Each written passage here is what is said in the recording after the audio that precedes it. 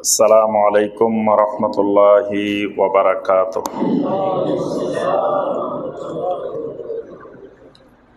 ইন্নাল হামদালিল্লাহ নাহমাদুহু ওয়া নাস্তাঈনুহু ওয়া নাস্তাগফিরুহু ওয়া নাউযু বিল্লাহি মিন শুরুরি আনফুসিনা ওয়া মিন সাইয়্যাতি আমালিনা। من يهده الله فلا مضل له ومن يضلل فلا هادي له وأشهد أن لا إله إلا الله وحده لا شريك له وأشهد أن محمدا عبده ورسوله يا أيها الذين آمنوا اتقوا الله حق تقاته ولا تموتن إلا وأنتم مسلمون يا أيها الناس اتقوا ربكم الذي خلقكم من نفس واحدة وخلق منها زوجها وبث منهما رجالا كثيرا ونساء واتقوا الله الذي تساءلون به والأرحام إن الله كان عليكم رقيبا يا أيها الذين آمنوا اتقوا الله وقولوا قولا سديدا يصلح لكم أعمالكم ويغفر لكم ذنوبكم ومن يطع الله ورسوله فقد فاز فوزا عظيما أما بعد فإن خير الحديث كتاب الله وخير الهدي هدي محمد صلى الله عليه وسلم وشر الأمور محدثاتها وكل محدثة بدعة وكل بدعة ضلالة وكل ضلالة في النار اللهم صل على محمد وعلى آل محمد كما صليت على إبراهيم وعلى آل إبراهيم إنك حميد مجيد اللهم بارك على محمد وعلى آل محمد كما باركت على إبراهيم وعلى آل إبراهيم إنك حميد مجيد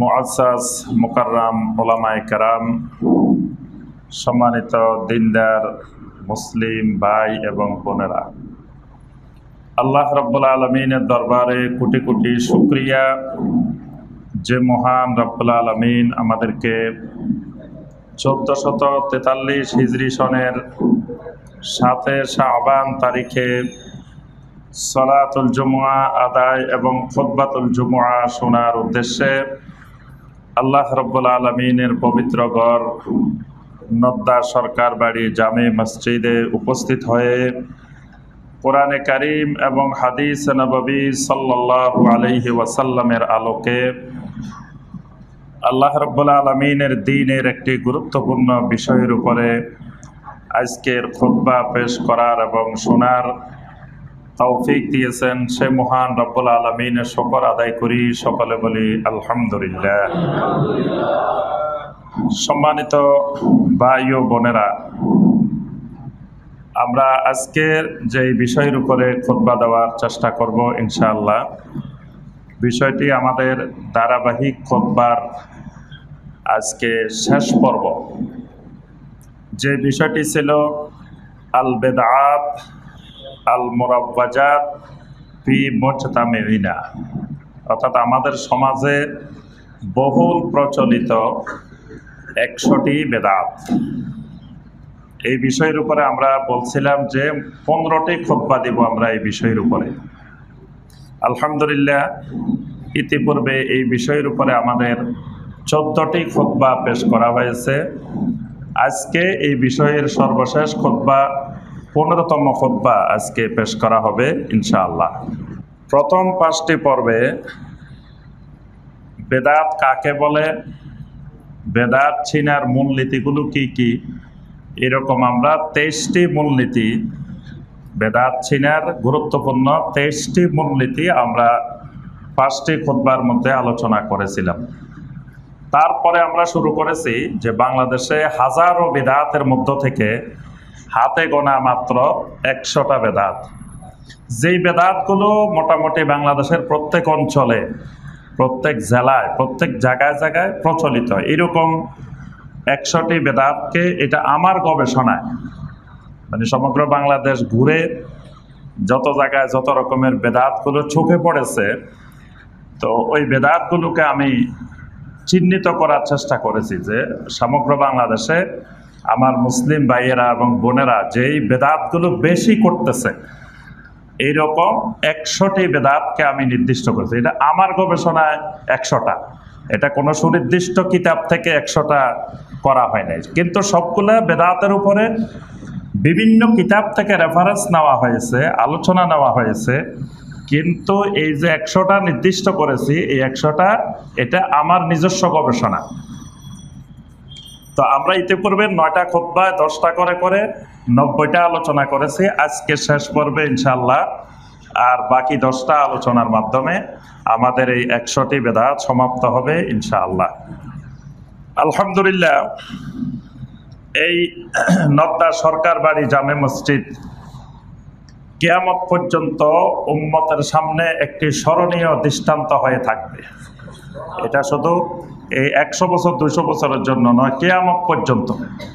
আমরা যারা আজকে এখানে খুতবা দিতেছি, শুনতেছি, একজনও কিছুদিন পরে আর দুনিয়াতে থাকবো না, আমিও থাকবো না, আপনারাও থাকবেন না।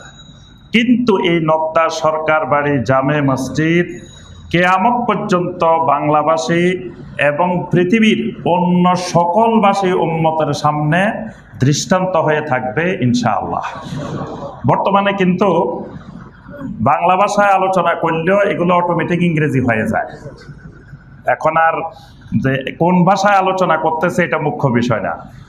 আমরা যে খুতবাগুলো, যে আলোচনাগুলো করেছি সরকার বাড়ি মসজিদে, এগুলো বাংলা ভাষায় করেছি, কিন্তু এগুলো এখন অটোমেটিকই ইংলিশ হয়ে যায়, অটোমেটিক আরবিক হয়ে যায়।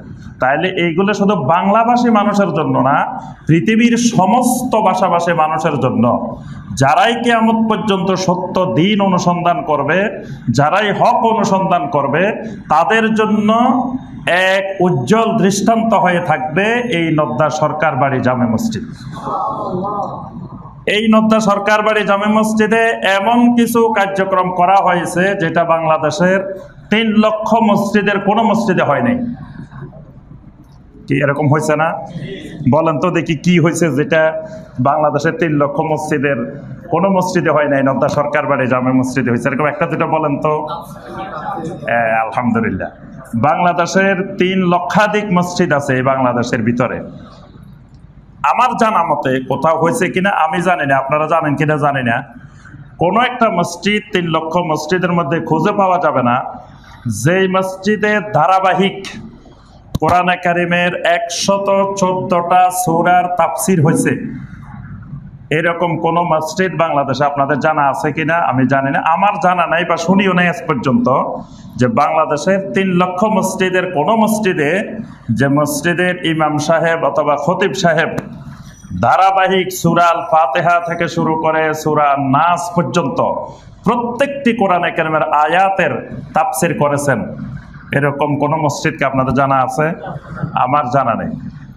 আলহামদুলিল্লাহ আমাদের tafsirulquran.com এ এই পুরা কোরআনে কারিমের তাফসীর সংরক্ষিত আছে এবং অসংখ্য জ্ঞান পিপাসু আমাদের এখান থেকে কোরআনে কারিমের তাফসীর থেকে আলহামদুলিল্লাহ এলেম হাসিল করতেছেন, জ্ঞান অর্জন করতেছেন এবং এটা একসময় আরো বৃদ্ধি পাবে।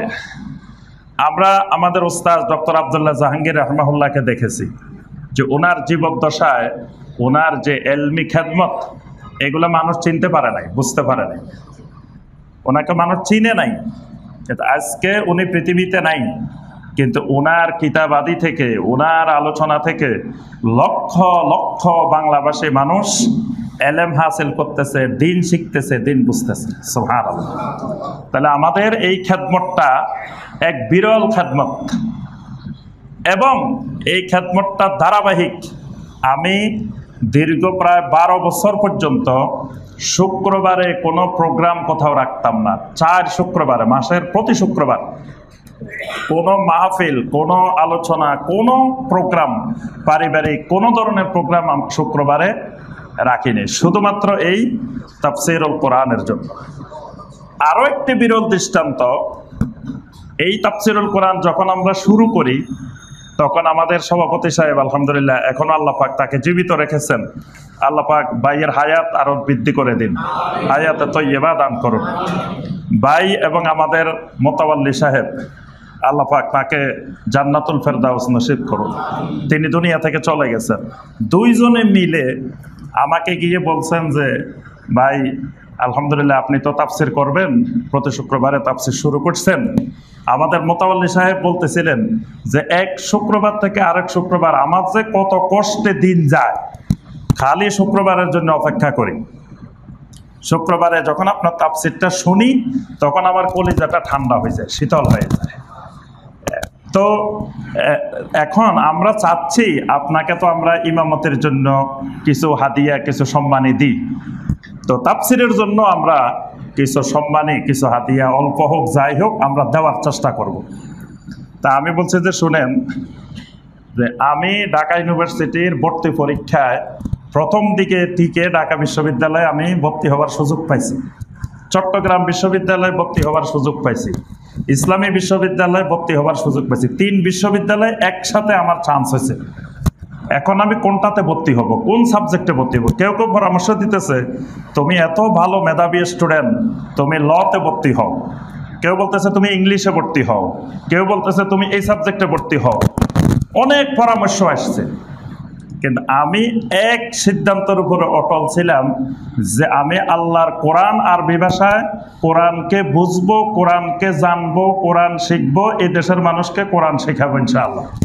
সুতরাং আমার ইংরেজিও পড়ার দরকার নাই, ইংরেজিতে অনার্স মাস্টার্স দরকার নাই বিশেষজ্ঞ হওয়ার, তারপরে লতে বিশেষজ্ঞ হওয়ার দরকার নাই, এগুলার অনেক বিশেষজ্ঞ আছে। আমার আরবিকে বিশেষজ্ঞ হওয়া দরকার।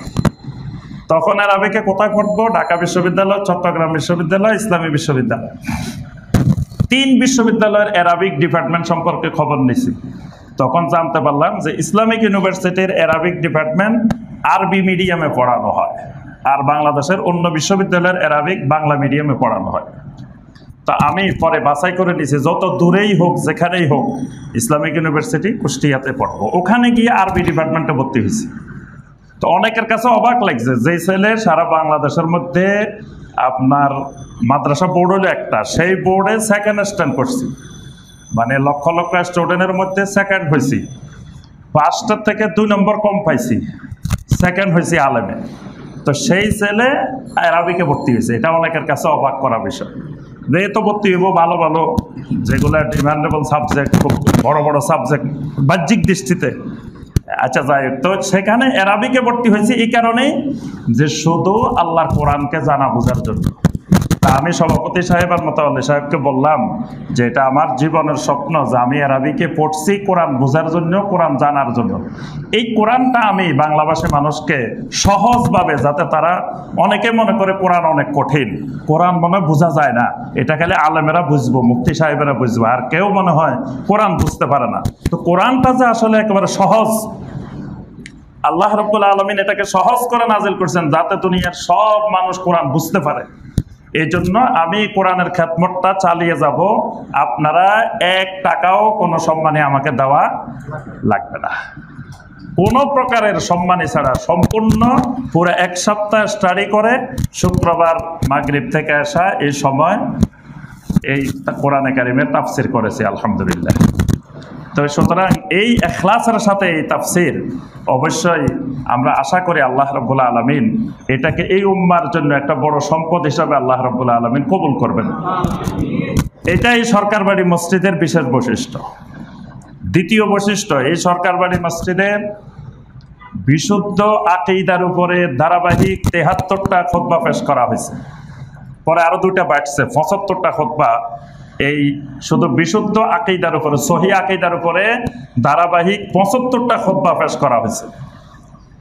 আর যারা মানে প্রথম 4-5 বছর আকীদার কোনো খুতবা হয় নাই, তো এই আকীদার খুতবা শুরু করার পরেই যারা আমাকে অনেক পছন্দ করতেন, অনেক ভালোবাসতেন, তারাই আস্তে আস্তে সরে যাওয়া শুরু হয়েছে। এর আগে কিন্তু মহব্বত কমতি হয় নাই, মহব্বত খালি বাড়ছে। যখন আকীদার আলোচনা শুরু হয়েছে এবারেই আস্তে আস্তে কিছু ভাইয়ের মহব্বত কমা শুরু হয়েছে। আবার এর বিপরীতে আল্লাহ সুবহানাহু ওয়া তাআলা এমন এমন মুজাহিদ এই মসজিদে তৈরি করে দিছে যেটা পৃথিবীর ইতিহাসে বিরল, আমার চোখে দেখিনি। এই মসজিদের ইতিহাস আপনাদের সবাই জানা, যে এমন এক পর্যায়ে গেছিল যে আমরা মসজিদ থেকে চলে যাচ্ছি, যে এই মসজিদে আর তাফসিরও হবে না, আর আলোচনা হবে না, খেদমতও হবে না। মানে এত প্রচন্ড বাধা আছে আকীদার উপরে খুতবা দেওয়ার কারণে, শিরিক বিদআতের বিরুদ্ধে খুতবা দেওয়ার কারণে। আলহামদুলিল্লাহ আল্লাহ পাক এমন এমন ভাইদেরকে আল্লাহ তৈরি করে দিয়েছেন যেটা আমরা কল্পনাও করতে পারি না। যেই ভাইদের এই খেদমতের বদৌলতে আল্লাহ রাব্বুল আলামিন এই খেদমতকে কবুল করছেন, আল্লাহ পাক তাদের জন্য এই খেদমতকে নাজাতের জরিয়া বানাই দিন। আল্লাহ পাক তাদেরকে দুনিয়া এবং আখিরাতে আল্লাহ পাক সম্মানিত করে দিন। তাহলে এরপর আমরা 75টা খুতবা আকীদার উপরে, বাংলাদেশের কোন মসজিদে এইভাবে ধারাবাহিক একেবারে নারী নক্ষত্র আকীদার সব মিলে 75টা খুতবা, এটা বাংলাদেশে কোন মসজিদে হয়েছে বলে আমার জানা নাই। ধারাবাহিক 100 জাল হাদিস, যেটা সারা পৃথিবীর বাংলাভাষী মুসলিমদের অন্তরে নাড়া দিছে। এখনো যেখানে যাই শুধু প্রথমেই দেখি বলে যে আপনার 100 জাল হাদিস শুনছি আমি। এটা শুনে আমার জীবনের পরিবর্তন আসছে। আমি বুঝতে পারছি যে আরে আমার তো ভিত্তি ফাউন্ডেশনে সব জাল হাদিসের উপরে, যা করতেছি, যা বিশ্বাস করতেছি সব তো জাল হাদিসের উপরেই। আলহামদুলিল্লাহ এটা পৃথিবীর লক্ষ লক্ষ ভাই বোনের উপকারে আসছে আলহামদুলিল্লাহ। এটাও এই সরকার বাড়ি মসজিদের বিশেষ বৈশিষ্ট্য, এটা অন্য কোনো মসজিদে এইভাবে খুতবা হয় নাই আলহামদুলিল্লাহ। এরপর আমরা এই যে ধারাবাহিক 100 বেদাত, বাংলাদেশে কোনো মসজিদে এইভাবে একবারে দড়ি দড়ি দড়ি দড়ি যে এটা বেদাত, এটা বেদাত, এটা বেদাত, এরকম 100 বেদাত আলোচনা হয়েছে আমার জানা নেই আলহামদুলিল্লাহ। আল্লাহ রাব্বুল আলামিন আমাদের এই সকল খেদমতগুলোকে আল্লাহ পাক কবুল ও মঞ্জুর করেন। যে আমরা আজকে সর্বশেষ 10টা বেদাত আলোচনার মাধ্যমে আমাদের এই পর্ব শেষ হবে। এরপরে নতুন আরেকটা পর্ব শুরু হবে, সেটা আরো গুরুত্বপূর্ণ পর্ব ইনশাআল্লাহ। সেটা হবে বাংলাদেশের সমাজে, মুসলিম সমাজে প্রচলিত কিছু গোপনীয় ভ্রান্ত আকীদা, মানে শিরিক আর বেদাত না, এমন কিছু গোপন গোপন আকীদা, যে আকীদা মানুষ বিশ্বাস করে তার অগোচরে, জানার বাহিরে, কিন্তু সে শিরিকের মধ্যে ডুবে আছে, কিন্তু সে বুঝতেছে না যে সে শিরিকের মধ্যে আছে। এইরকম কারণ ওই যে আমার একটা আলোচনার মধ্যে আছে যে বাংলাদেশের এমন কোনো দরবার নাই, এমন কোনো খানকা নাই, এমন কোনো জায়গা নাই আমি যাইনি। কালকে আমি রাজশাহীতে প্রফেসর ডক্টর আসাদুল্লাহ আল গালিব হাফেজাহুল্লাহ, তাকে আমি বলছিলাম যে শাইখ এবার আমাকে আলোচনার বিষয় দিচ্ছেন খতমে নবুয়ত এবং কাদিয়ানি প্রসঙ্গ। এই কাদিয়ানিদের বকশীবাজারের তাদের মূল যে অফিস, যে কার্যালয়, এখানে কেউ ঢুকতে পারে না, একেবারে খুব বাধা। এখানে কেউ ঢুকছে এরকম মানুষ আমি আজ পর্যন্ত খুঁজে পাই নাই, কিন্তু আমি আলহামদুলিল্লাহ এখানে ঢুকছি। আমি সেই জায়গায় ঢুকছি। সেই জায়গায় ঢুকে কাদিয়ানীদের বাংলাদেশের আমির আব্দুল আওয়াল খান চৌধুরী, তার সাথে দীর্ঘ সময় সেখানে কথা বলছি ভিতরে। আমাকে অনেকগুলো বই দিছে, তাদের লেখা বিভিন্ন বই আমাকে দিছে। তারপরে উনি আমাকে দাওয়াত দিছে, বলছে যে আপনি প্রতি মাসে মাসে আসবেন আমাদের এখানে।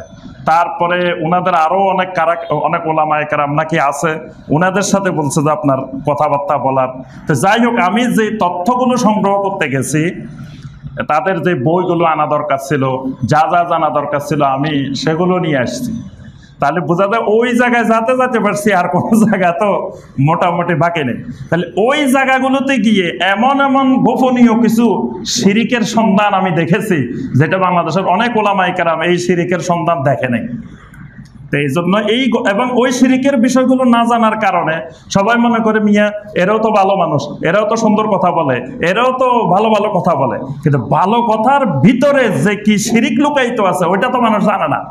মানুষ তো বাইরের খোলসটা দেখে, চেহারা সুরতটা দেখে, পাগড়িটা দেখে, টুপিটা দেখে, জুব্বাটা দেখে, কিন্তু ভিতরের যে শিরকি কার্যক্রমগুলো সেগুলো সম্পর্কে অনেকে জানে না। এবং যারা ধর্ম ব্যবসায়ী তারা ওই গোপন শিরিকগুলা কোনো আলোচনা করে না, ওগুলো মানুষের সামনে তুলে ধরে না, কারণ ওগুলো তুলে ধরলে মানুষ দূরে সরে যাবে, তারাও জানে। এজন্য করে অসংখ্য শিরিক, কিন্তু শিরিকের বিষয়গুলো আলোচনা করে না, এগুলো আলোচনার বাইরে থাকে। আমরা এইরকম কিছু গোপনীয় ভুল ত্রুটি, আকীদার ভুল ত্রুটি নিয়ে ইনশাআল্লাহ ধারাবাহিক আলোচনা শুরু করব। আল্লাহ পাক আমাদের সবাইকে তৌফিক দান করুন। তো আজকে যেই 10টি খুতবা, এই বেদাত 91 নম্বর যে বেদাতটা, সেটা হলো তালাক প্রদানের ক্ষমতা স্ত্রীর হাতে তুলে দেওয়া। এটা একটা জঘন্য বেদাত। তালাক প্রদানের ক্ষমতা স্ত্রীর হাতে তুলে দেওয়া। আল্লাহ রাব্বুল আলামিন স্ত্রীদেরকে তালাক প্রদানের ক্ষমতা দেন নাই। তালাক প্রদানের পরিপূর্ণ ক্ষমতা আল্লাহ রাব্বুল আলামিন স্বামীদের হাতে, পুরুষদের হাতে আল্লাহ পাক তুলে দিয়েছেন। কিন্তু আমাদের দেশের পুরুষেরা সব অক্ষম। আমাদের দেশের পুরুষ কি অক্ষম, এবং আপনিও অক্ষম। আপনি খবর লই দেখেন, আপনার কাগজে, আপনার নেকানামায় বিবাহের 18 নম্বর ধারায় লেখা আছে যে আপনি কি আপনার স্ত্রীকে তালাক প্রদানের ক্ষমতা অর্পণ করেছেন কিনা। হ্যাঁ আছে, না আছে, আপনার ওই জায়গায় হ্যাঁ এর মধ্যে টিক চিহ্ন দেওয়া আছে, মানে আপনি আপনার স্ত্রীকে তালাক প্রদানের ক্ষমতা দিচ্ছেন। এই বেদাত সবাই করছেন, 2-1 জন ছাড়া। এটা জঘন্য বেদাত। অনেকে কয় আমরা তো জানি না। না জানলে আপনার জন্য বিয়ে করাও জায়েজ হয় নাই, কারণ বিয়ের আগে বিয়ের এলেম ফরজ। বিয়ে করার আগে বিয়ে সম্পর্কে জ্ঞান অর্জন করা, ওযু করার আগে ওযুর এলেম ফরজ, নামাজ পড়ার আগে নামাজের এলেম ফরজ, সিয়ামের আগে সিয়ামের এলেম ফরজ, হজের আগে হজের এলেম ফরজ। মানে যে ইবাদত করবেন ওই ইবাদত সম্পর্কে আগে জ্ঞান অর্জন করা ফরজ। তা আপনি যদি বলেন না আমি তো জানতাম না, তা আপনার জন্য বিয়ে করাও জায়েজ হয় নাই। বিয়ের এলেম নাই, আপনি বিয়ে করবেন কেমনে? তাহলে এই যে স্ত্রীকে আপনি তালাক প্রদানের ক্ষমতা দিলেন, ক্ষমতা দিবে কারা? ক্ষমতা ক্ষেত্র বিশেষে দেওয়া জায়েজ আছে। যেই পুরুষ অক্ষম, তার কাছে মহিলারা বিয়ে বসতে রাজি নেই। তাই আচ্ছা বিয়ে বসি, দেখো না কয়দিন থাকো, ভালো না লাগলে তুমি আমারে তালাক দিয়ে চলে যাই। ইসলামী শরীয়ত এই ক্ষেত্রে অনুমোদন দিছে, যেহেতু স্বামী অক্ষম, তো স্বামী চাইতেছে সে বিয়ে করবে, এখন মহিলারা রাজি হয় না। তা এখন সে সর্বশেষ অক্ষমতা অবস্থায় স্ত্রীকে বলছে যে তুমি বিয়ে হোক, বিয়ে হওয়ার পরে তুমি 1 মাস 2 মাস 6 মাস 1 বছর আমার সংসার করি দেখো, যদি ভালো লাগে থাকিও, না ভালো লাগলে তুমি আমাকে তালাক দিয়ে চলে দেবে। এই তালাকটার নাম শরীয়তের ভাষায় তালাকে তাফবিদ, মানে সমর্পণ করা, স্ত্রীর হাতে তালাক সমর্পণ করা, এটার নাম তালাকে তাফবিদ। এটা স্বাভাবিক, সুস্থ স্বাভাবিক কোনো পুরুষ তার স্ত্রীকে এই ক্ষমতা দিবে না। আল্লাহ সুবহানাহু ওয়া তাআলা কোরআনে কারিমে সূরা আল বাকারা 229 নম্বর আয়াতে বলছেন, আত-তালাকু মাররাতান ওয়া ইমসাকুম বিমারুফিন আও তাসরিহুম বিইহসান। আত-তালাকু মাররাতান, তালাক 2 বার। তালাক হলো দুইবার। আমরা বলি যে 3 তালাক, 3 তালাক না, তালাক হলো 3 বার। তালাক হলো 3। আমরা সলাৎ 5টা বলি না, 5 ওয়াক্ত সলাৎ। 5 ওয়াক্ত মানে 5 বার মিলে সলাৎ হয় একবার, এক সলাৎ। মানে 5টা সলাৎ মিলে সলাৎ হয় কয়টা? একটা। এগুলো আলাদা আলাদা না, 5টা মিলে একটা সলাৎ। যেমন তাওয়াফের সময় আমরা আল্লাহর ঘরে 7 বার ঘুরি, 7 বার ঘুরলে তাওয়াফ হয় কয়টা? একটা। সাফা মারওয়া 7 বার দৌড়াইলে তাওয়াফ হয়, সাই হয় কয়টা? একটা। ঠিক 5 বার যদি আপনি সলাত আদায় করেন, আপনার সলাত হবে একটা। তাহলে 5 বারের মধ্যে একবার করেন নাই, একটা হয় না, আপনি 0 পাইছেন, সমান সমান 0, কোনো নাম্বারে পান নাই। অনেকবারে দেখা যায় শুক্রবারে জুমা পড়ে, আজকে ফজরও পড়ে নাই, আসরও পড়বে না, মাগরিবও পড়বে না, এশাও পড়বে না। আগে থেকে নিয়ত করে নিছে যে আসরও পড়বো না, মাগরিবও পড়বো না, এশাও পড়বে না। তো উনি জুমা পড়ে নাম্বার পাইছে কত? সমান সমান 0 পাইছে। কারণ ওনার একবার সলাত, এক ওয়াক্ত হয় নাই, একটা সলাত হয় নাই। মানে 5 বার মিলে হবে কয়টা? একটা। এই জন্য নবী সাল্লাল্লাহু আলাইহি সাল্লামের যুগে কেউ যদি 5 বারের একবারও সলাৎ পরিত্যাগ করত, তাকে সাহাবায়ে কেরাম কাফের মনে করত এবং তার শাস্তি ছিল মৃত্যুদণ্ড। এই মৃত্যুদণ্ডের ভয়ে মুনাফিকেরা পর্যন্ত নামাজ ছাড়ে নাই, এক ওয়াক্ত নামাজ ছাড়ে না। ফজরের নামাজে মুনাফিকও হাজির হইতো। আজকের জামানার মুসলমান হাজির হয় না, কিন্তু নবী সাল্লাল্লাহু আলাইহি সাল্লামের যুগের, সাহাবায়ে কেরামের যুগের মুনাফিকও ফজরের নামাজে হাজির হইতো। কারণ হাজির না হইলে তার মৃত্যুদণ্ড, এবং সে কাফের, সে মুরতাদ, এটা নির্দিষ্ট হয়ে যেত। তাহলে আমি যে কথাটা বলতেছিলাম যে 5 বার সালাত আদায় করলে হয় কয়বার? একটা সালাত। ঠিক তালাক হলো 3 বার, 3 বারে মিলে এক তালাক, মানে পরিপূর্ণ তালাক। তা আল্লাহ পাক এখানে যে 2 বার বলছেন, আত-তালাকু মাররাতান, তালাক 2 বার। আল্লাহ পাক বোঝাতে চেয়েছেন 2 বার পর্যন্ত তালাক দিলে স্ত্রীকে রাখার অধিকার আছে। 3য়-বার তালাক দিয়ে দিলে আর কোন অবস্থায় রাখার অধিকার নাই। এজন্য আল্লাহ পাক বলেছেন আত-তালাকু মাররাতান, তালাক হবে 2 বার। ফা ইমসাকুম বিমারুফিন, এরপরে তুমি চাইলে সুন্দরভাবে, যথাযথভাবে তাকে রেখে দাও।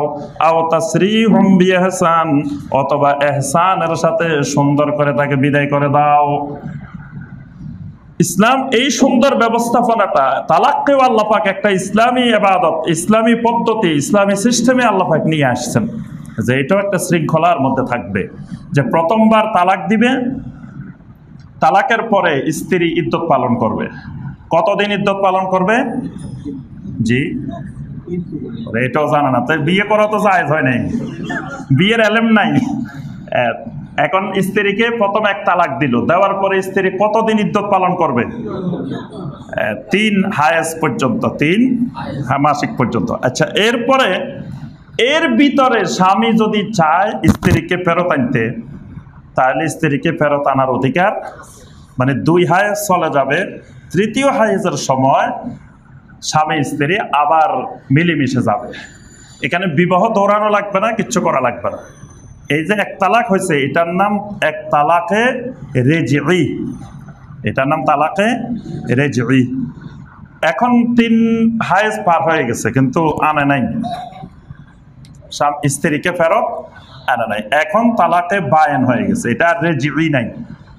এবার স্ত্রী চাইলে অন্য জায়গায় বিয়ে চলে যেতে পারবে, আবার স্বামী চাইলে স্ত্রীকে ফেরত আনতে পারবে, কারণ তালাক হয়েছে একবার।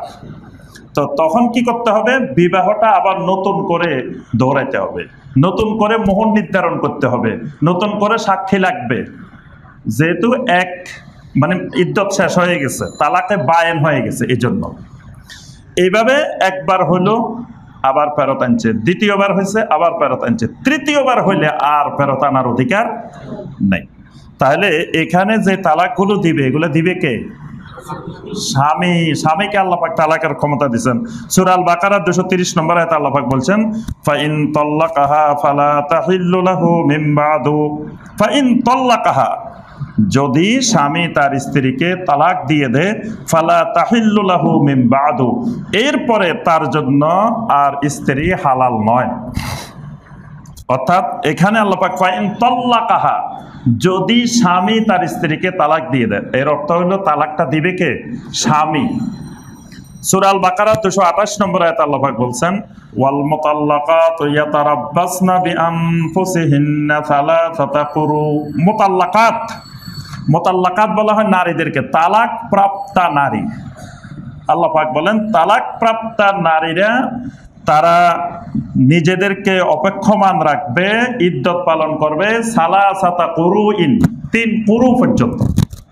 এই কুরুর ব্যাখ্যা নিয়ে আহলুল ইলমদের মধ্যে 2টা মত আছে। কেউ বলছেন কুরু মানে হায়েজ, কেউ বলছেন তোহর। তো এই জন্য ইমাম আবু হানিফা রাহমাহুল্লাহ সহ হানাফি মাযহাবের মত হলো 3 হায়েজ। আবার ইমাম শাফি রহমতুল্লাহ সহ অনেক আহলুল ইলমের মত হলো 3 তোহর। তোহর মানে 2 হায়েজের মাঝখানে যে পবিত্রতার অবস্থা, এটাকে বলা হয় তোহর। আচ্ছা, তো এখন যাই হোক, মানে 3 হায়েজ বা 3 তোহর পর্যন্ত স্ত্রী ইদ্যত পালন করবে। এখানে দেখেন আল্লাহ পাক বলেছে ওয়াল মুতাল্লাকাত, তালাক প্রাপ্তা মানে যাকে তালাক দেওয়া হয়েছে। অর্থাৎ স্ত্রী কোনো অবস্থায় তালাক দেওয়ার ক্ষমতা নাই, আল্লাহ পাক দেন নাই, কিন্তু স্বামীরা সব তাদেরকে এই ক্ষমতা দিয়ে দিচ্ছে। এই ক্ষমতা দেওয়াটা বেদাত। বুঝতে পারছেন? এটা স্বাভাবিক সুস্থ একজন স্বামী তার স্ত্রীর হাতে তালাক প্রদানের ক্ষমতা দেওয়াটা বেদাত।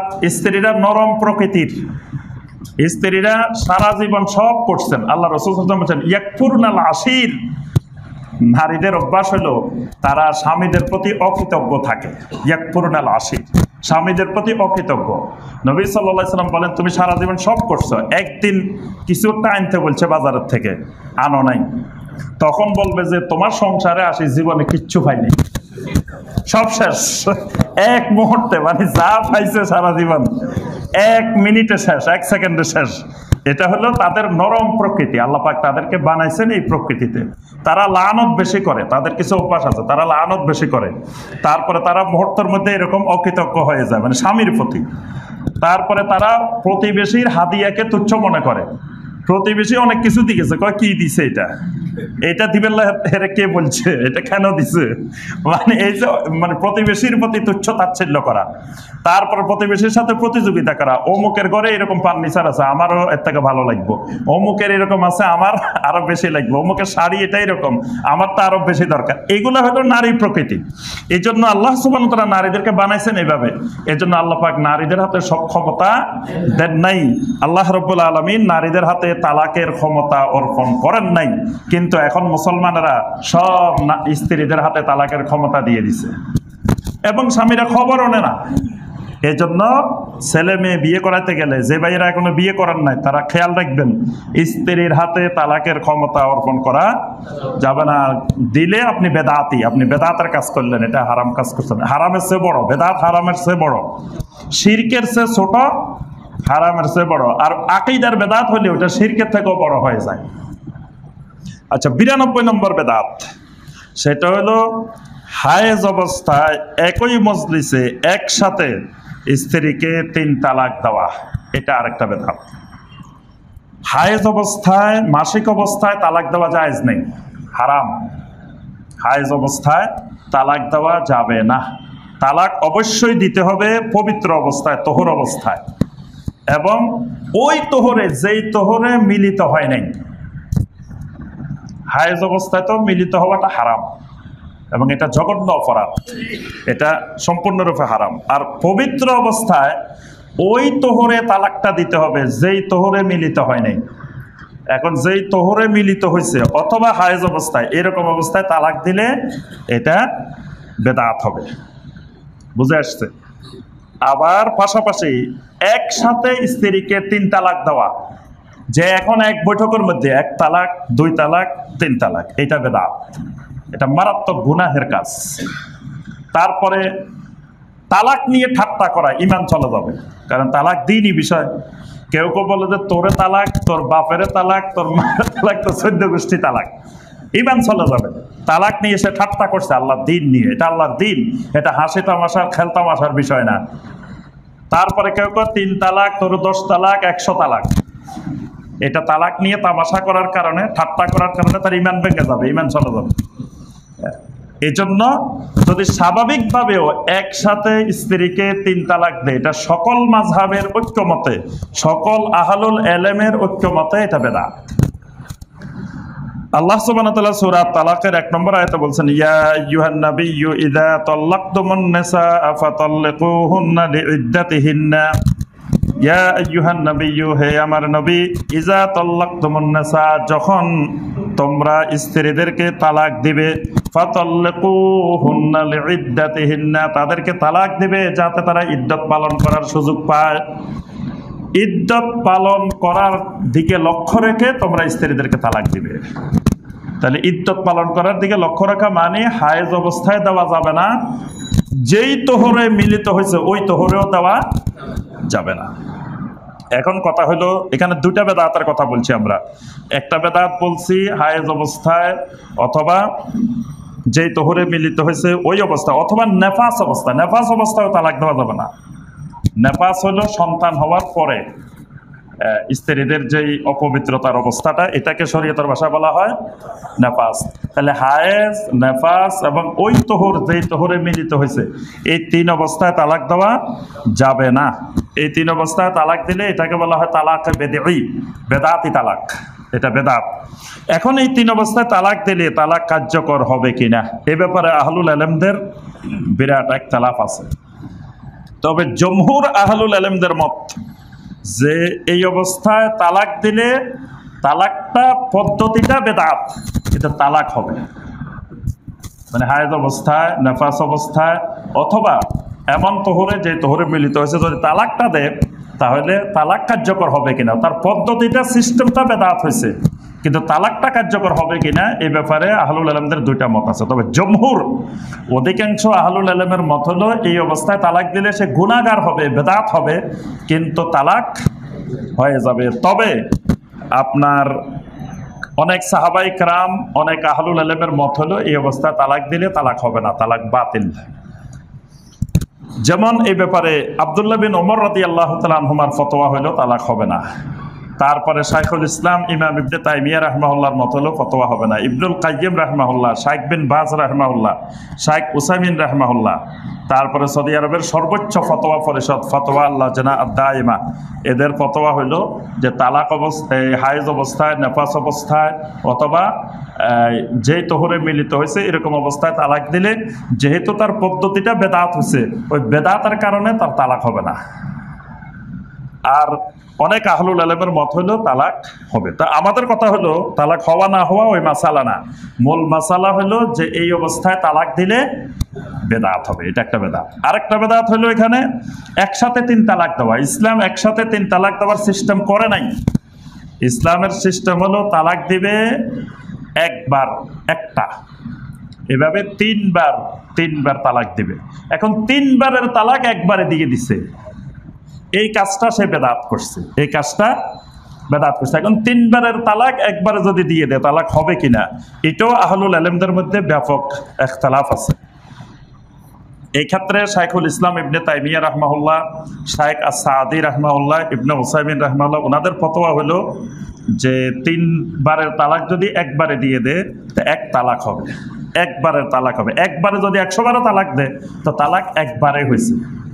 তবে অনেক জমহুর আহলুল ইলমদের মত হলো না, সে 3 বারের কাজ একবারে করে ফেলছে, কেউ 3 বেলার ভাত 1 বেলা খাই ফেলছে, তো সে খাইছে, তো খাওয়া তো হয়ে গেছে।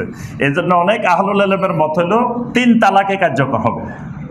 সে কাজটা বেদাতে কাজ করছে, কাজটা অবৈধ করছে, যে 3 বারের কাজ একবার করছে, কিন্তু সে কাজটা যেহেতু একবারে করে ফেলছে এজন্য 3 তালাকে কার্যকর হবে। অনেক আহলুল ইলমের এটাও মত আছে, এ ব্যাপারে ইখতিলাফ আছে। আমাদের আলোচনার বিষয় হলো তালাক হয়েছে কি না হয় নাই, কয় তালাক হয়েছে এটা মুখ্য বিষয় না, কিন্তু সেই যে 3 বারের কাজটা একবারে করছে এটা বেদাত। আচ্ছা, 93 নম্বর বেদাত যেটা, শরীয়তে তামিমা হারাম, তামিমা শিরক। তামিমার ভিতরে শিরকে আকবরও আছে, শিরকে আসগরও আছে। মানে তাবিজ তোমারের মধ্যে শিরকে আকবরও আছে, শিরকে আসগরও আছে। যদি তাবিজ তোমার কোরআন হাদিস ছাড়া অন্য কিছু দিয়ে লেখা হয়, তাবিজ তোমারের ক্ষমতায় বিশ্বাস করা হয়, তাহলে এটা শিরকে আকবর, এটা ঈমান ভেঙে যাবে। আর যদি কোরআনের আয়াত দিয়ে লিখছে বা নবী সাল্লাল্লাহু আলাইহি ওয়াসাল্লামের সহিহ হাদিস থেকে লিখছে, এর বাইরে অন্য কিছু লেখা নাই, আর তাবিজ তোমারের ক্ষমতায় বিশ্বাস করে না, বিশ্বাস করে কোরআনের ক্ষমতায়, হাদিসের ক্ষমতায়, কিন্তু এটা ব্যবহার করছে, এটাও শিরিক, কিন্তু এটা শিরকে আসগর। কারণ কোরআনকে আল্লাহ পাক এই কাজের জন্য নাজিল করেন নাই। যদি নাজিল করতো তো সবার আগে তাবিজ দিতেন আল্লাহ রাসূল সাল্লাল্লাহু আলাইহি ওয়াসাল্লাম। নবী সাল্লাল্লাহু আলাইহি ওয়াসাল্লাম কারোরে না দিলে দুই নাতিরে কমপক্ষে দুইটা দিতেন। কারণ নবী সাল্লাল্লাহু আলাইহি ওয়াসাল্লাম সবচেয়ে বেশি ভালোবাসতেন কাদেরকে? হাসান এবং হুসাইন রাদিয়াল্লাহু তাআলা আনহুমাকে। আর কারোরে না দিলেও মিনিমাম দুই নাতিরে তো দুইটা দিতেন, দিয়ে বলতে যে ধর নানার পক্ষ থেকে হাদিয়া, দুইটা গলায় লাগাই রাখো বা হাতে লাগাই রাখো। কিন্তু নবী সাল্লাল্লাহু আলাইহি ওয়াসাল্লাম নাতিরেও দেন নাই। তাহলে বোঝা যায় যে কোরআনে কারিমকে আল্লাহ রাব্বুল আলামিন এই কাজে তাবিজের ব্যবহার করার জন্য নাজিল করেন নাই। এখন এটা হলো তাবিজ তোমার ব্যবহারের ব্যাপারে। কিন্তু ঝাড়ফুঁক করা, কোরআনের আয়াত পড়ে ফু দিলেন, সূরা পড়ে ফু দিলেন, হাদিস থেকে দোয়া পড়ে ফু দিলেন, এটা শরীয়তের দৃষ্টিতে জায়েজ। এটাকে বলা হয় আর রুকিয়া আর শরঈয়া। এটা শরঈ রুকিয়া, শরঈ রুকিয়া জায়েজ। যেমন নবী সাল্লাল্লাহু আলাইহি ওয়াসাল্লাম সাহাবায়ে কেরামকে রুকিয়া করতেন, এই দোয়াটা পড়তেন, আল্লাহুম্মা রাব্বান নাস আযহিবিল বাস, তারপরে আনতা শাফি লা শিফা ইল্লা শিফাউক শিফা আল্লাহ ইউগাদিরু সাকামা। এই দোয়া পড়ে নবী সাল্লাল্লাহু আলাইহি ওয়াসাল্লাম সাহাবায়ে কেরামদেরকে, মুমিনদেরকে রুকিয়া করতেন। তারপরে জিবরিল আলাইহিস সালাম এসে নবী সাল্লাল্লাহু আলাইহি ওয়াসাল্লামকে রুকিয়া করতেন, এটাকে বলা হয় রুকিয়ায়ে জিবরাইল আলাইহিস সালাম। নবী সাল্লাল্লাহু আলাইহি ওয়াসাল্লাম অসুস্থ, জিবরিল আলাইহিস সালাম এসে দোয়া পড়ছেন, বিসমিল্লাহি আরকিকা মিন কুল্লি শাইইন ইউযিকা মিন শাররি কুল্লি নাফসিন আও আইনিন হাসিদিন বিসমিল্লাহি আরকিকা। সুবহানাল্লাহ। জিবরিল আলাইহিস সালাম এই দোয়া পড়ে পড়ে নবী সাল্লাল্লাহু আলাইহি ওয়াসাল্লামকে রুকিয়া করছেন। তাহলে এই রুকিয়া জায়েজ। কোন সাহাবী আহত অবস্থায় কোনো জায়গায় ব্যথা পাইলে নবী সাল্লাল্লাহু আলাইহি ওয়াসাল্লাম বলতেন যে এই জায়গায় ধরি তুমি 3 বার বিসমিল্লাহ বলো, তারপরে তুমি 7 বার বলো আউযু বিইজ্জাতিল্লাহি ওয়া কুদরাতিহি মিন শাররি মা আজিদু ওয়া উহাজিরু। সুবহানাল্লাহ। এইভাবে অনেক রুকিয়া নবী সাল্লাল্লাহু আলাইহি ওয়াসাল্লাম করতেন, সাহাবায়ে কেরামকে করার জন্য নির্দেশ দিতেন। এজন্য এটা শরিয়া সম্মত। কিন্তু এই রুকিয়া করতে গিয়ে কোরআন হাদিস ছাড়া কোনো বাংলা কথাবার্তা দিয়ে, ফার্সি কথাবার্তা দিয়ে বা কোরআন হাদিসের বাহিরে কোনো বানানো শব্দ দিয়ে রুকিয়া করা, এটা বেদাত। বাংলাদেশে দেখবেন অনেকে বিভিন্ন ঝাড়ফুঁক করে, ঝাড়ফুঁকের মধ্যে এমন এমন কথাবার্তা বলে যেটা কোরআনের আয়াতও না, হাদিসও না, এরকম কথাবার্তা দিয়ে দিয়ে ঝাড়ফুঁক করে। দেখছেন না যে বিভিন্ন কাজে, ওই যে জন্ডিসের জন্য ঝাড়ফুঁক করে, তারপরে অনেক কিছুর জন্য ঝাড়ফুঁক করে। এই ঝাড়ফুঁকের মধ্যে গ্রামের মহিলারা বিভিন্ন জন বিভিন্ন রঙের কথাবার্তা বলে আর ঝাড়ফুঁক করে। এই কথাবার্তা বলি ঝাড়ফুঁক করা, এটা বেদাত, এটা হলো বেদাত।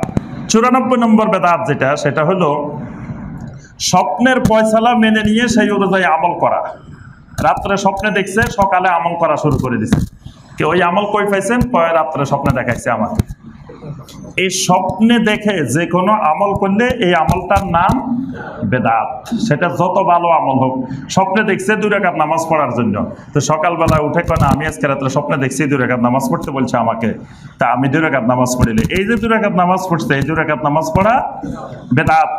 স্বপ্নে দেখছে যে কে যেন তারে বলছে যে ফকির মিসকিনেরা খাওয়ানোর জন্য, তো সকালবেলা 10 জন 20 জন ফকির মিসকিন আনি খাওয়ানো শুরু করছে। এই স্বপ্নের নির্দেশ পেয়ে খাওয়ানো শুরু করছে, এই জন্য এই খাওয়ানিটা বেদাত। স্বপ্নের যে কোনো নির্দেশ এটা বাস্তবায়ন করা জরুরি না। তবে স্বপ্নের মাধ্যমে যিনি সালেহীন, নেককার, শিরিক মুক্ত, বেদাত মুক্ত, কুফর মুক্ত, তাওহীদবাদী, সুন্নতপন্থী এরকম মুমিন যদি স্বপ্ন দেখে, তার স্বপ্নের মধ্যে কিছু সুসংবাদ থাকে, তার স্বপ্নের কিছু তাৎপর্য থাকে। কিন্তু আমভাবে সবার স্বপ্নের মধ্যে কোনো তাৎপর্য থাকে না, গড়ে সবার স্বপ্নের মধ্যে কোনো তাৎপর্য নাই। আর যেই 2-1 জনের স্বপ্নের মধ্যে তাৎপর্যটা থাকবে, তিনি চিন্তা গবেষণা করে ধারণা করতে পারেন যে আল্লাহ পাক আমাকে এটা দ্বারা এই কাজের দিকে উদ্বুদ্ধ করতেছেন, বা আল্লাহ সুবহানাহু ওয়া তাআলা আমাকে এটা করার প্রতি উৎসাহ করতেছেন। সেটা হলো, ধরেন আমি একটা কাজ করব, ইস্তেখারা করলাম, তা ইস্তেখারা করার পরে আমাকে আল্লাহ পাক এমন কিছু নির্দেশনা দিচ্ছেন, আমার কাছে মনে হচ্ছে এইদিকে করলে ভালো হবে। এটা হলো ইস্তেখারার ক্ষেত্রে। কিন্তু কোনো আমল, যে আমল করার জন্য আমাকে স্বপ্নে আসে কেউ বলছে বা কোনো নির্দেশনা দিছে, এরকম আমল করলে সে আমল করার নাম বেদাত। 95 নম্বর বেদাত, অনেক জায়গায় দেখবেন খাওয়া শুরু করার আগ দিয়ে লবণ মুখে দেয়, দেখছেন? আগে সবার আগে কি একটু লবণ, এবং এটাকে বরকতময় মনে করে যে খানা শুরু করতে হইলে লবণ দিয়ে খাওয়া। এমনি যদি আপনি হঠাৎ করে একদিন কোনো কারণে মুখটা কেমন হয়েছে একটু লবণ দিয়ে দিলেন আগে, এটা বেদাত না। কিন্তু যদি নিয়মিত খাওয়ার আগে বসি আগে একটু লবণ মুখে দেন, বা যদি মনে করেন যে আগে এই লবণ খাওয়ার মধ্যে একটা বরকত আছে, কিছু আছে, যে লবণ দিয়ে শুরু করলাম, এই যে লবণ দিয়ে শুরু করাটা, এটা অনেক এলাকায় অনেক মানুষের মধ্যে এই অভ্যাসটা আছে দেখবেন। এই লবণ দিয়ে খানা মুখে দেওয়া, এটা একটা বেদাত। আপনি বিসমিল্লাহ বলে যে কোনো খাবার দিতে পারেন, আগে লবণ দিতে হবে, এটা তো জরুরি বিষয় না। আচ্ছা, এরপরে 96 নম্বর বেদাত যেটা, সেটা হলো মসজিদে বা যে কোনো জায়গায় কিছু মানুষকে একত্রিত করা এই উদ্দেশ্যে যে সেখানে কিছু কিচ্ছা কাহিনী হবে, তারপরে সেখানে কারগুজারির নামে মিথ্যা গল্প কাহিনী বর্ণনা করা হবে, শ্যামা সঙ্গীত হবে, বেদাতি জিকির হবে, আখেরি মুনাজাতের নামে বেদাতি দোয়া হবে। এই উদ্দেশ্যে জনসমাগম করা, এটা একটা বেদাত।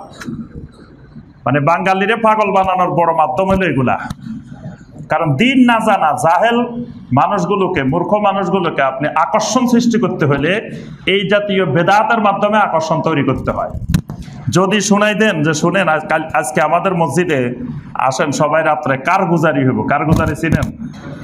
কারগুজারি মানে আমরা ধরেন 10 জন একত্রিত হয়েছি, তো বিভিন্ন জায়গায় যে গেছি, ধরেন আমি এই যে সফরে বাংলাদেশের বিভিন্ন জায়গাতে কত জায়গার কত ঘটনা ঘটে না, এই সবাই মিলে বসে এইসব ঘটনা বর্ণনা করবেন, এটার নাম হলো কি? কারগুজারি।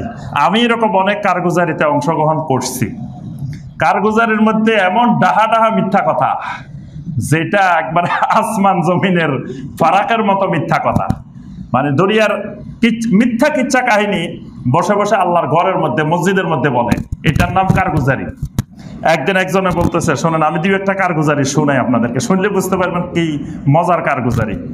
একজন বলতেছে, আমরা দিনের মেহনতে বাইরে হয়েছিলাম, তো এক জায়গায় গেছি, কয়েকদিন ধরে খালি আপনার এই গোশত খাইতেছি, তো মাছ খাইতে মন চাইতেছে। কি খাইতে? মাছ, তাও আবার শৈল মাছ খাইতে মন চাইতেছে। আচ্ছা, তাই এবার আমরা যখন রাস্তা দিয়ে বের হয়েছি, তো ওখানে কোনো পানি নাই, কিচ্ছু নাই, জমির পাশে দিয়ে আমরা যাইতেছি, হঠাৎ করে দেখি সেখানে শৈল মাছ লাফাইতেছে। শৈল মাছ খাইতে মন চাইছে, শৈল মাছ লাফাইতেছে, বা শৈল মাছ ধরি সেখান থেকে আনলাম, আনি খাইলাম। এটা ডাহা মিথ্যা কথা না? সেখানে সে জমিনে, শুকনা জমিনের মধ্যে সে শৈল মাছ কই পাইছে? এটা শুনলে তো বোঝা যায় এটা ডাহা মিথ্যা কথা। মানে সেই বুঝাইতে চাইছে যে দিনের মেহনতে যাওয়ার কারণে আল্লাহ পাক ওই শুকনা জায়গায়ও তারে শৈল মাছ আনি তুলে দিছে। এমন আল্লাহর ওলি হয়ে গেছে যে এর জন্য রাস্তার উপরে আল্লাহ শৈল মাছ পাঠাই দিছে। এটা ডাহা মিথ্যা কথা না? এটা কি কোনো বিশ্বাসযোগ্য কথা?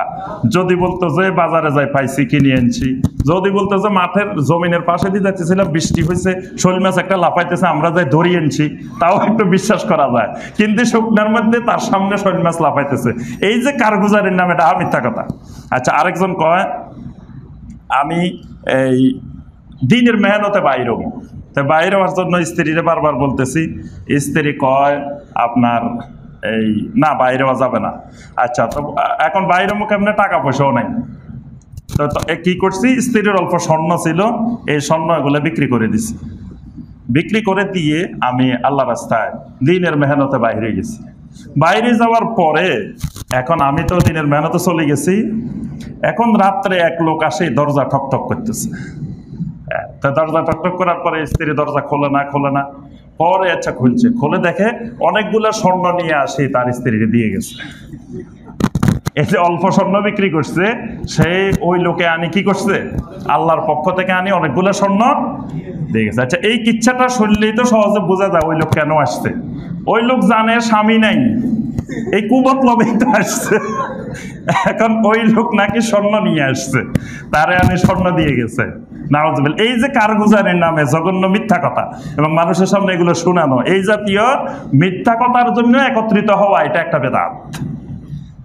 কারণ মাজলিস একত্রিত হওয়া এটা একটা ইবাদত। এই যে আমরা মানুষগুলো এখন একত্রিত হয়েছি এই জায়গায়, এই চতুর্পাশের বিভিন্ন জায়গা থেকে, এই একত্রিত হওয়াটা একটা ইবাদত। এই জন্য কি উদ্দেশ্যে একত্রিত হয়েছি, এই উদ্দেশ্যটা সঠিক না হইলে একত্রিত হওয়াটা বেদাত। বুঝতে পারছেন? কিয়ামতের ময়দানে আল্লাহ পাক 7 শ্রেণীর মানুষকে আরশে আজিমের নিচে স্থান দিবেন।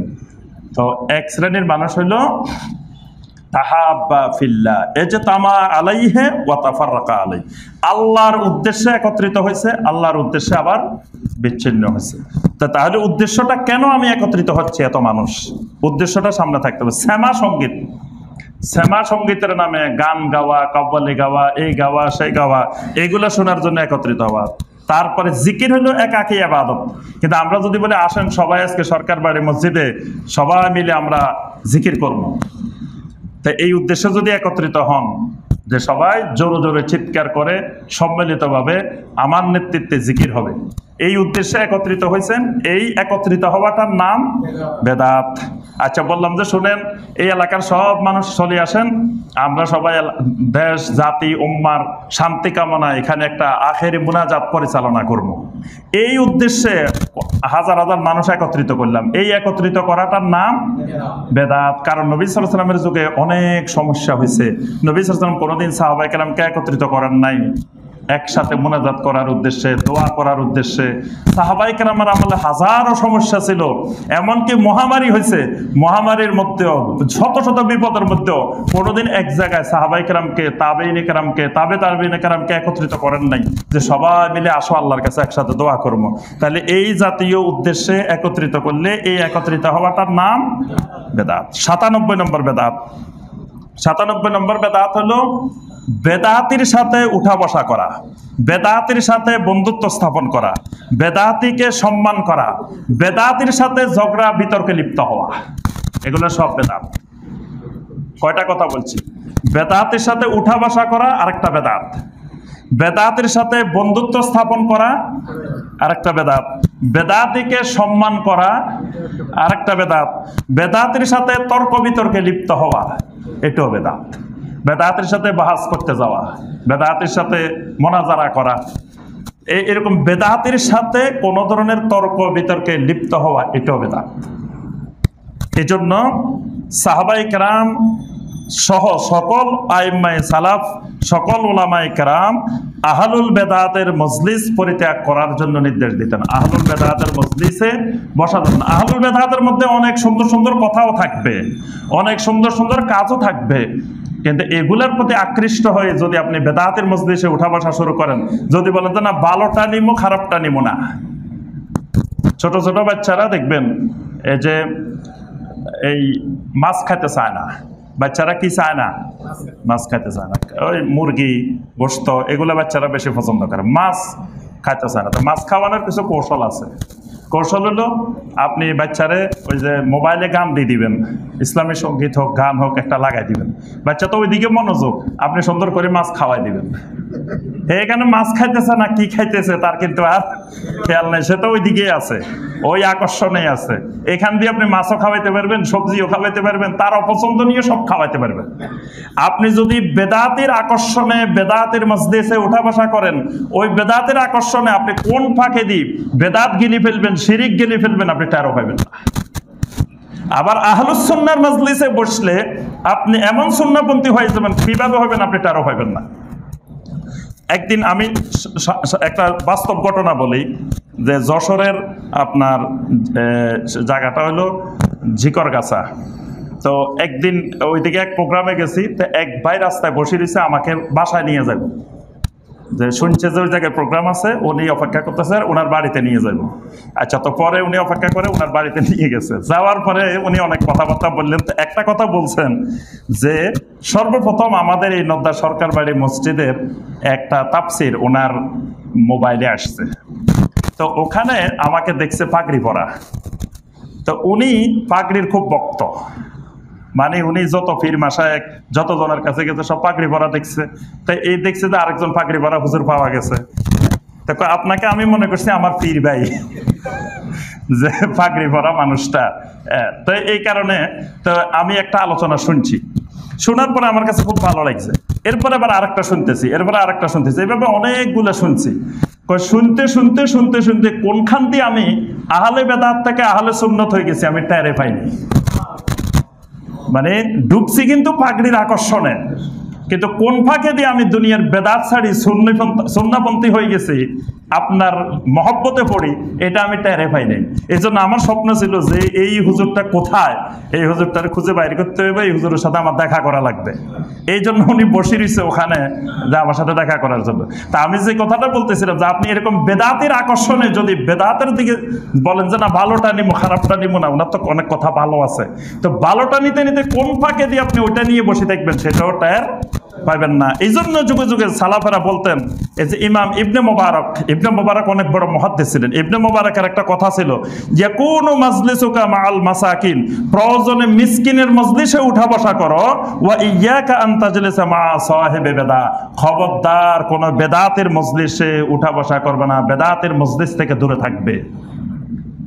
মিসকিনের সাথে উঠা বসা করো, কিন্তু বেদাতের সাথে উঠা বসা করিও না। ইমাম আহমদ বিন হাম্বল রহমতুল্লাহ আলাইহি বলতেন, আহলুল বেদা লা ইয়ামবাগি লিআহাদিন আন ইউজালিসাহুম ওয়ালা ইউখালিতাহুম, যে বেদাতের মজলিসে বসা যাবে না, বেদাতের সাথে মিশা যাবে না, বেদাতিকে মহব্বত করা যাবে না, করলে তুমিও ওই বেদাতের অন্তর্ভুক্ত হয়ে যাবে।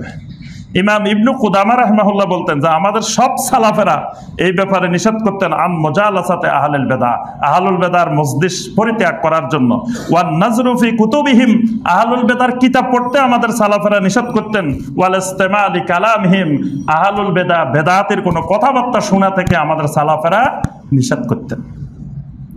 ইমাম ফুজাইল বিন আয়াজ রাহিমাহুল্লাহ তিনি সবসময় বলতেন, মান ওয়াক্কারা সাহিবা বেদা ফাকাদ আনা আলা হাদামিল ইসলাম, যে ব্যক্তি বেদাতকে সম্মান করলো সে ইসলামকে ধ্বংসের ব্যাপারে সহযোগিতা করলো। তো এই জন্য এই বিষয়টা বেদাত। আচ্ছা, 98 নম্বর বেদাত। 98 নম্বর বেদাত হলো ইসলামে নতুন নতুন দিবস আবিষ্কার করা, দিবস পালন করা, যে দিবসগুলো নবী সাল্লাল্লাহু আলাইহি ওয়াসাল্লাম পালন করেন নাই, সাহাবায়ে কেরাম পালন করেন নাই, এইরকম নতুন নতুন দিবস বানানো। এটা বদর দিবস, এটা উহুদ দিবস, এটা হিজরত দিবস, এটা মক্কা বিজয় দিবস, এইরকম বিভিন্ন ঐতিহাসিক ঘটনাকে কেন্দ্র করে করে দিবস বানানো, এটাও শরীয়তের দৃষ্টিতে একটা বেদাত। শাইখুল ইসলাম ইবনে তাইমিয়া রাহিমাহুল্লাহ বলেন, নবী সাল্লাল্লাহু আলাইহি ওয়াসাল্লামের জীবনে অসংখ্য স্মরণীয় ঘটনা ঘটছে, অসংখ্য বক্তৃতা দিয়েছেন, অসংখ্য চুক্তি হয়েছে, অসংখ্য ঘটনা ঘটছে, বদরের ঘটছে, হুনাইন ঘটছে, খন্দক ঘটছে, মক্কা বিজয় ঘটছে, তারপরে আর অসংখ্য ঐতিহাসিক। কিন্তু ওয়ালাম ইয়াত্তাখিয ইয়াওমান মিন হাযিহিল আইয়ামি ঈদান, এত ঐতিহাসিক ঘটনার একটা দিনকেও নবী সাল্লাল্লাহু আলাইহি ওয়াসাল্লাম এবং সাহাবায়ে কেরাম ঈদের দিন হিসাবে, উৎসবের দিন হিসাবে বা পালনীয় দিবস হিসাবে তারা কখনো নির্ধারণ করেন নাই। সুতরাং এই ব্যাপারে উম্মার ইজমা, নবী সাল্লাল্লাহু আলাইহি ওয়াসাল্লাম যে দিবসগুলো নির্ধারণ করে দিয়েছেন, ঈদুল ফিতর, ঈদুল আজহা, তারপর ইয়াউমুল জুমআ, এরকম দিবসগুলো ছাড়া নবী সাল্লাল্লাহু আলাইহি ওয়াসাল্লাম সাহাবীরা নির্দিষ্ট করেন নাই।